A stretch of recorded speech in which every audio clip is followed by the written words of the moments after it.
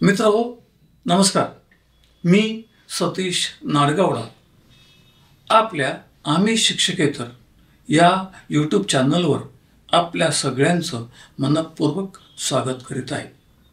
माझ्याबरोबर माझे सहकारी अभय सातपुते, कुपवाड सांगली, अजय अरदवाड लातूर, अमोल सोनवणे नाशिक, किशोर ठाकूर नाशिक, रवींद्र गिरी धामणगाव रेल्वे अमरावती, परशुरामजी डवरी कराड सातारा, आयकर सल्लागार ॲडव्होकेट अमोल ठाकरे आणि विधिज्ञ विजय देशपांडे नागपूर, माझे तंत्रस्नेही संजय हंडोरे आवी आणि प्रवीण पोरजे यांच्यासह मी आपलं मनपूर्वक स्वागत करीत आहे. मित्रहो, आजचा आपला जो व्हिडिओ आहे, या व्हिडिओमध्ये मी आपल्याला फेक नॅरेटिव्ह काय असतो, कसा असतो या विषयावरती बोलणार आहे. आता फेक नॅरेटिव्ह ही संकल्पना साधारणतः राजकीय मानली जाते आणि या राजकीय मानल्या जाणाऱ्या बाबीचा संबंध आपल्या शालेय जीवनाशी काय आणि कसा येतो याचा विचार आणि त्याची काय उदाहरण मी आपल्यासमोर मांडणार आहे. मित्र, आपल्याला अलीकडच्या काळात आपण जर बघितलं असेल तर काही ठिकाणी व्हिडिओच्या माध्यमातून, काही ठिकाणी वर्तमानपत्राच्या माध्यमातून असं भासवण्यात आलं की 8वा वेतन आयोग आणि त्याचे मिळणारे लाभ याकरता शासनाने एक समिती जानेवारीच्या सुमारास, जानेवारी 25 नियुक्त केलेली आहे. ही समिती आपला अहवाल या वर्षा अखेरीपर्यंत देईल. तो अहवाल हा 1 जानेवारी 2026 पासून केंद्र सरकारी कर्मचारी आणि संबंधित या सर्वांना लागू होईल अशी एक शक्यता वर्तवण्यात येत आहे. त्यामुळे याबरोबरच हे लाभ राज्य स्तरावरती येतात अशी आपली आजवरची परंपरा आहे. दरम्यानच्या काळात मार्च महिन्यामध्ये भारताच्या अर्थमंत्री निर्मला सीतारामन यांनी जे आर्थिक अंदाजपत्रक लोकसभेत आणि राज्यसभेत सादर केलं, त्या अनुषंगाने व्हिडिओ आणि बातम्यांमध्ये जो सूर आला तो म्हणजे 8व्या वेतन आयोगानुसार कुठल्या सेवानिवृत्त कर्मचाऱ्याला 8व्या वेतन आयोगाचे कुठलेही लाभ प्रत्यक्षात किंवा अप्रत्यक्षात मिळणार नाहीत. तसेच यानंतर महागाई भत्त्याचे निर्देशांकानुसार होणारे जे फेरफार आहेत तेही लागू असणार नाहीत.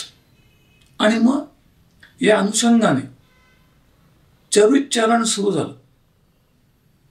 मूळ मुद्द्याशी कोणीच गेलं नव्हतं, कोणीच गेलं नाही, फक्त बातम्या. आणि आपलं आज आपण सगळेजण जे काय आहोत ते व्हॉट्सअपवरती आहोत. आणि व्हॉट्सअपवर आपण करतो काय तर ढकलतो. म्हणजे आपल्या पाण्यात जी गोष्ट येते ती आपण पुढे पाठवून देतो. आमच्यापैकी म्हणजे आम्ही शिक्षकाची जी टीम आहे यापैकी कुणाचाही हा स्वभाव नाही. मी आणि माझे सर्व सहकारी या सर्वांना मी त्रास देतो की असाचा विषय, या संबंधात जेवढी माहिती मिळवता येईल तेवढी माहिती मिळवा, आपण चर्चा करू आम्ही माहिती मिळवतो, त्यावर चर्चा करतो, अभ्यास करतो, वाचतो, त्यातला अर्थ शोधतो आणि होणारे परिणाम काय आहेत ते आपल्यासमोर सादर करतो. मित्र, लोकसभेचं कामकाज यामध्ये अर्थमंत्र्यांनी स्पष्ट केलेले मुद्दे, त्या संबंधामध्ये कंगना राणावत आणि वेणुगोपाल काँग्रेसचे यांनी जे काही वक्तव्य केली, या अनुषंगाने अर्थमंत्री यांनी सर्वोच्च न्यायालयातील काही उदाहरणांचा स्पष्ट उल्लेख लोकसभेमध्ये केलेला आहे. तोही वाचण्यात आलेला आहे. त्याच्यात कुठेही सेवानिवृत्तांना लाभांपासून वंचित ठेवण्यात येईल असा उल्लेख नाही. याबरोबरच या संबंधामध्ये आर्थिक बाबींच्या संबंधाबाबत जे दुरुस्ती विधेयक आलं, त्या दुरुस्ती विधेयकाची 188 पानं आहेत आणि या 188 पानामध्ये कुठेही हे लाभ देण्यापासून सेवानिवृत्त कर्मचाऱ्यांना वंचित ठेवण्यात येईल असा उल्लेख नाही.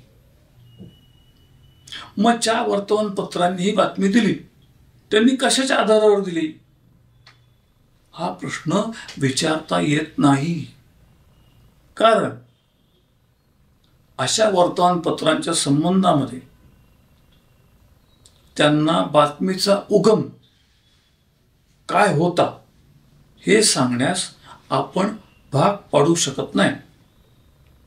बातमी कोणाकडनं मिळाली, कशी मिळाली हे सांगणं अशा वर्तमानपत्र किंवा त्यांच्या प्रतिनिधींवर बंधनकारक नाही. आता जे घडलंच नाही, जे वास्तवात नाही, ती बातमी कुठून दिली याची विचारणा करण्याचा अधिकार माझ्या मते शासनास आहे. शासनास अशा वर्तमानपत्राच्या प्रतिनिधींना, संपादकांना मुलाखती करता, सुनावणी करता बोलवून त्यांना याचा जाब विचारणं ही शासनाच्या स्तरावरची मोठी गरज आहे असं माझं मत आहे. पत्रकारांना पुरस्कार देऊन, पत्रकारांचा सत्कार करून स्वतःचं मोठेपण मिरवणारा मी नाही. जिथे पत्रकार चुकतील तिथं त्यांना त्यांची चूक लक्षात आणून देणं हे आपलं कर्तव्य आहे. पत्रकारिता मी पण केलेली आहे. सेवक मित्राच्या माध्यमातून आम्ही जे सत्य आहे ते सत्यच मांडलं.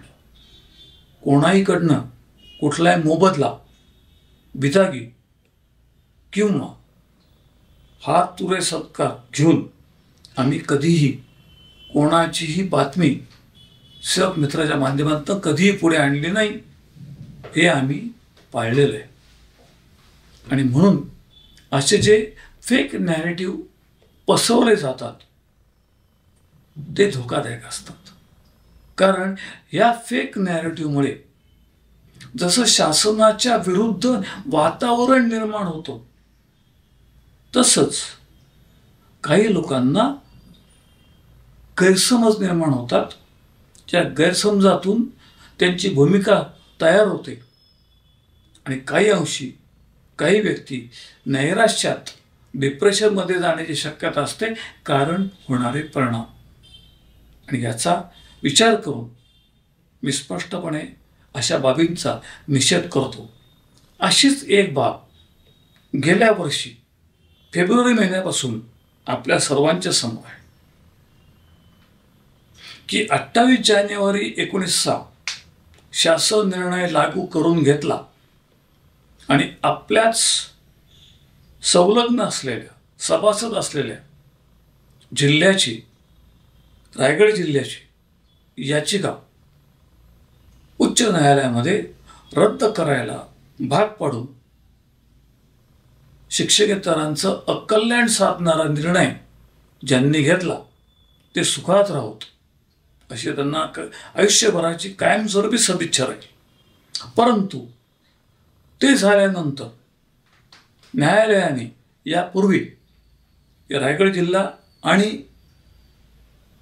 खाजगी शाळा शिक्षकेतर संघटना यांनी जी शिक्षकेतरांच्या आकृतीबंधाच्या करता स्थगिती मिळवली होती ती स्थगिती उठवली गेली आणि 28 जानेवारी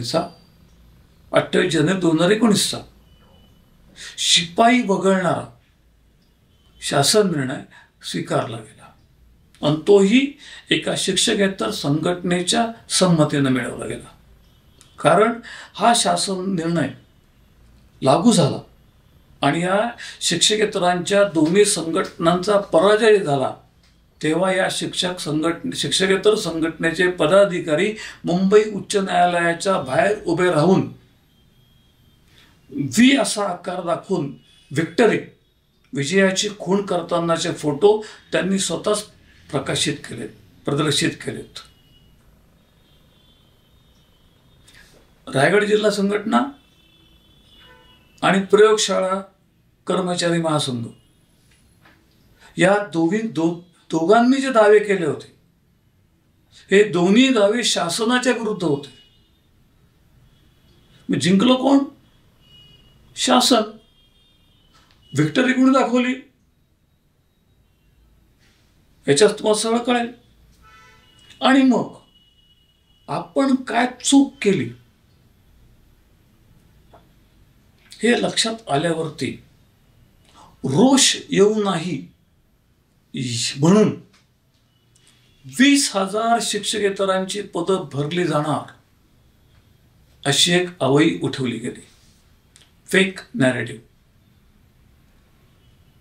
आणि मग पुढे असं सांगितलं गेलं की ही प्रक्रिया थंडावली आहे. होणार तेव्हाही काही नव्हतं, आजही काही झालं नाही, भरती प्रक्रिया झालीच नाही. पण जो फेक नॅरेटिव्ह होता त्याचं रक्षण करणं भाग होतं. आणि म्हणून अलीकडच्या काळामध्ये परत एकदा बातमी आली की या भरती प्रक्रियेला ब्रेक लागला. कशामुळे? तर 28 मे रोजी महाराष्ट्र राज्याचे शिक्षण संचालक महेश पालकर यांनी एक पत्र देऊन 24-25च्या संच मान्यतेला स्थगिती दिली व त्यामुळे शिक्षक आणि शिक्षकेतरांची भरती प्रक्रिया रोखण्यात आली अशा पद्धतीचे आदेश त्यांनी दिलेले आहेत. हे कितपत न्याय आहे, न्यायाच्या टिकेल का, हा एक स्वतंत्र विषय, त्याच्यात मी आत्ता जाणार नाही.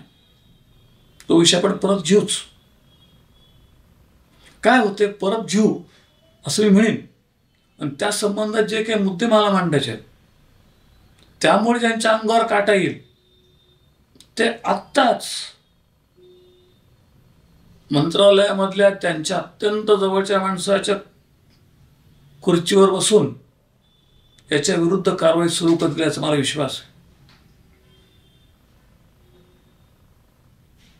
आणि म्हणून सर्व गोष्टी आत्ता जाहीर करणं, समोर मांडणं मी संयुक्ती समजत नाही. काही गोपनीयता राखणं आवश्यक आहे, कारण आलेला अनुभव.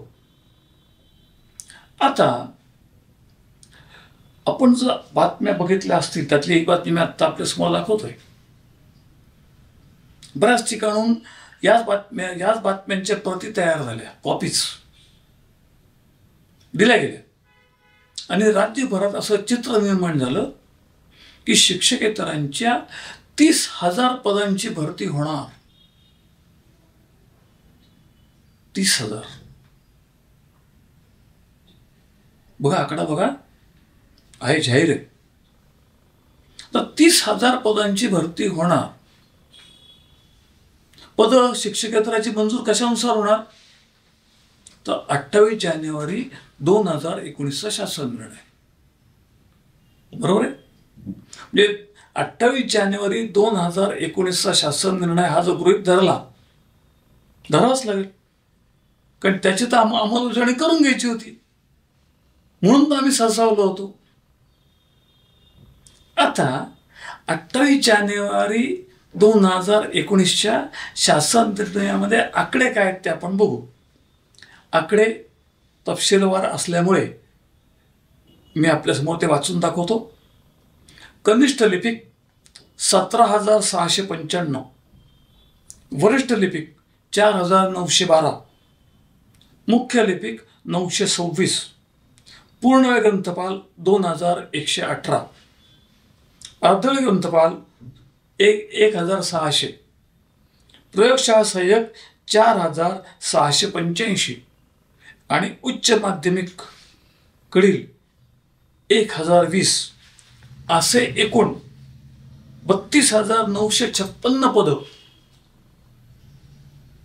28 जानेवारी 19च्या शासन निर्णयानुसार महाराष्ट्रात मंजूर आहेत. किती पदं मंजूर आहेत? 32,956. कुठल्या शासन निर्णयानुसार? 28 जानेवारी 2019. परंतु 23 आणि 24 एप्रिल या महिन्यात अर्धवेळ ग्रंथपालांचं उन्नयन झाल्यामुळे त्या 2 शासन निर्णयानुसार अर्धवेळ ग्रंथपाल ही पदं मृत घोषित झाली. म्हणजेच 28 जानेवारी 19च्या शासन निर्णयातील अर्धवेळ ग्रंथपालाची 1,600 पदं आपल्याला याच्यातनं वगळावी लागतील. म्हणजेच शिल्लक पदं जी खाली शिल्लक राहतील ती पदं विचार जर केला तर ती होतात 31,356. एकूण पदं मंजूरच 31,356 होणार आहेत 28 जानेवारी 2019च्या शासन निर्णयानुसार. पद निर्माण मंजूर होणार 31,356. आणि तुम्हाला बातमी काय दिसते? भरती होणार 30,000 पदांची. याचा अर्थ लक्षात आला की आज फक्त 1,356 एवढीच माणसं काम करतायत. शिपाई बघा, खरं आहे? पटतंय तुम्हाला? आणि यालाच म्हणतात फेक नॅरेटिव्ह. लक्षात ठेवा. आणि म्हणून अशा बाबींपासून आपण सावध राहिलं पाहिजे. रायगड जिल्हा संघटना असो, प्रयोगशाळा कर्मचारी महासंघ असो, शिक्षकेतरांच्या हक्काकरता लढत होते. आता हा हक्क कसा? ज्या महाभागांनी 28 जानेवारी 2019चा शासन निर्णय आणि त्यानुसारचा शिक्षकेतर आकृतीबंध लागू करून घेण्याचा प्रयत्न केला, हे गोष्ट विसरले की शिक्षकेतर आकृतीबंधाची संकल्पना ही कोकणी समितीच्या शिफारसीनुसार झालेली आहे. कोकणी समितीची शिफारस ही शिक्षकेतर आकृतीबंधाची चौकट आहे. ही चौकट 2000 साली निर्माण केली. 2000 ते अगदी आपण शासन निर्णय धरू 28 जानेवारी 19 या संपूर्ण काळामध्ये शालेय कार्यालयाची कामं किती वाढली आहेत शिक्षकेतरांची याची जाणीव तुम्हाला आहे. या वाढलेल्या कामांमुळे शिक्षकेतरांची संख्या वाढली पाहिजे का कमी झाली पाहिजे? आणि निकष कोणी ठरवले? हे जे निकष आले, ही जे पद आली, ह्याचे जे निकष आले 600 1,00,000 कोण सांगणार? तुम्ही कोणाची शिफारस आहे? कुठला अभ्यास आहे? कुठलं सांख्यिकी काढलंय? काही पत्ता नाही. आम्हालाही काही कळत नाही. आम्ही फक्त चक्रा मारतो, बाकी काही नाही. मिळवलं काय? 0.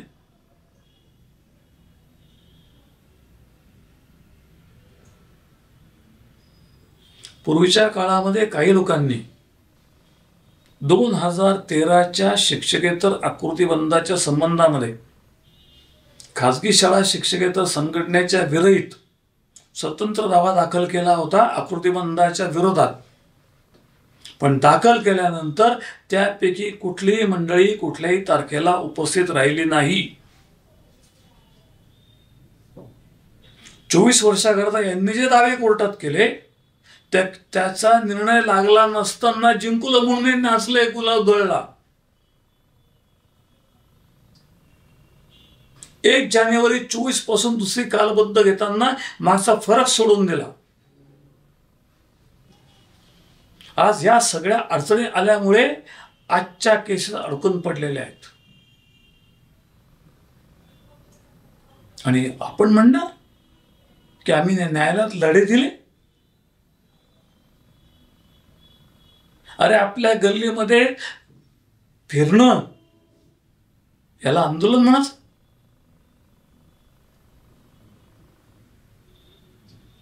फेक नॅरेटिव्ह, दुसरं काही नाही मित्रांनो, फेक नॅरेटिव्ह. आता मात्र एक गोष्ट गमतीची आली आहे. गमतीची म्हणण्यापेक्षा असा जो वर्ग आहे जो निवेदनं तयार करतो, 1-2 आमदार बरोबर घेतो, त्यांचे नेहमीचे असतं ते, आणि त्यांना घेऊन मंत्रालयात जाऊन विविध मंत्र्यांना किंवा सचिवांच्या टेबलावरती बसून कागदपत्र त्यांच्या हातात सादर करतो. आणि मग असे जे कार्यसम्राट निर्माण होतात, या कार्यसम्राटांवरती विश्वास ठेवणारा मोठा वर्ग निर्माण होतो की अरे हा आपला खरा जाण असलेला माणूस सेवा. असे कार्यसम्राट घडतात. आणि आत्ताच शासनानं अशा कार्यसम्राटांना आळा घातलाय. आळा कसा घातलाय? आता जे काय कामकाज होईल मंत्रालयीन स्तरावरचं ते ई-फाईलने होणार आहे. ई-फाईल म्हणजे आधीच निवेदनाचा पोच नव्हती, निवेदनाला काही अर्थ नव्हता, निवेदन कुठे जात होतं कोपऱ्यात त्यालाही पत्ता नव्हता. आता तर निवेदन हा भागच संपला. ई-फाईल. अजून बऱ्याच गोष्टी बोलणार आहोत. पुढच्या आपल्याकरता काही विषय आपल्याला पाहिजेत. म्हणून मित्र, एकच सावध राहा, फेक नॅरेटिव्ह पासून सावध राहा. आणि सगळ्यात महत्त्वाचं, प्रत्येक वेळेला असलेल्या तारखा लक्षात ठेवा. तारखा विसरू नका. आज सगळ्या तारखांचा संदर्भ ठेवला तर तुम्हाला कोणी फसवू शकणार नाही. आज तुमचा अपेक्षाभंग झालाय हे मी मान्य करतो, पण एवढंच आश्वस्त करतो की शिक्षकेतरांना 100% न्याय मिळणार आहे. आकृतीबंधाच्या संबंधातही मिळणार आहे, 24 वर्षाच्या संबंधातही मिळणार आहे, मिळवून देणारे आहेत. आपलेच पूर्वज आहेत, त्यांच्या सदिच्छा आशीर्वाद आपल्याबरोबर आहेत. आपण यश मिळवू. तोपर्यंत जय शिक्षकेतर.